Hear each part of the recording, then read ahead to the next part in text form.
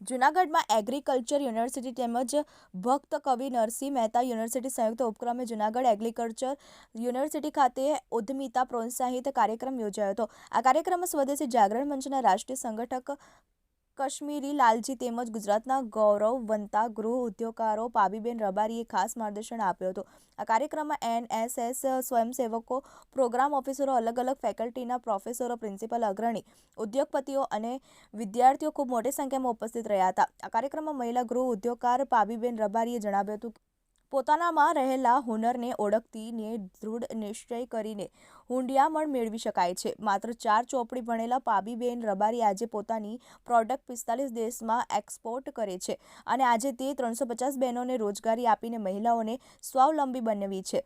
તેમજ પાબીબેને કહ્યું હતું કે જો સરકારનો સાથ હોય અને કંઈક કરવાની ધગશ હોય તો ગામડાની અભણ અને ગરીબ ઘરની વ્યક્તિ પણ ભારતના સીમાડા ઓળંગીને સમાજની સાથે દેશનું નામ રોશન કરી શકે છે. તેમજ ભક્ત કવિ નરસિંહ મહેતા યુનિવર્સિટીના ઇન્ચાર્જ કુલ સચિવ શ્રી ડૉક્ટર ચેતન ત્રિવેદી સાહેબે જણાવ્યું હતું કે યુવાનો જો શંકાની જગ્યાએ પોતાના પર વિશ્વાસ રાખે તો બધું જ કરી શકે છે.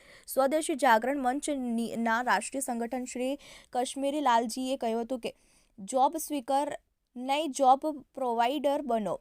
તમારામાં રહેલી ઉદ્યમ સાહસિકતાથી હજારો લોકોને રોજગારી આપીને દેશનું નામ રોશન કરો. અત્યારે સૌથી મોટી સમસ્યા હોય તો તે રોજગારીની છે.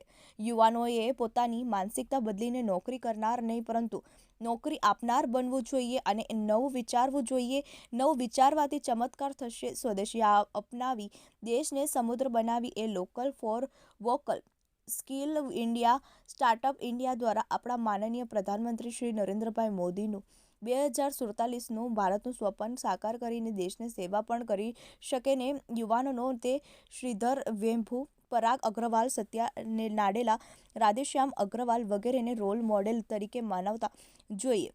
તેમજ નેશનલ ફાસ્ટ સ્વદેશી મસ્તનું સૂત્ર પણ આપ્યું હતું. તેમજ કૃષિ યુનિવર્સિટીના vice chancellor doctor VP Chovatiya સાહેબે કૃષિપ્રધાન દેશમાં કૃષિની રોજગારીની તકો વિશે વિસ્તૃત માહિતી આપી હતી અને ભક્તિ કવિ નરસિંહ મહેતા યુનિવર્સિટીના રજિસ્ટ્રાર શ્રી સુખડિયા સાહેબ અને સ્વદેશી જાગરણ મંચના ગુજરાત પ્રદેશ સંગઠક શ્રી મનહરલાલજી અગ્રવાલ દ્વારા MOU સાઇન કરવામાં આવ્યો હતો. આ કાર્યક્રમમાં નરોત્તમભાઈ રાવલ, દીપકભાઈ ઢેબરિયા, ડૉક્ટર પરાગ દેવાણી, યુનિવર્સિટીના સંલગ્ન કોલેજોનો સ્ટાફ તેમજ વિદ્યાર્થીઓ ખૂબ મોટી સંખ્યામાં હાજર રહ્યા હતા.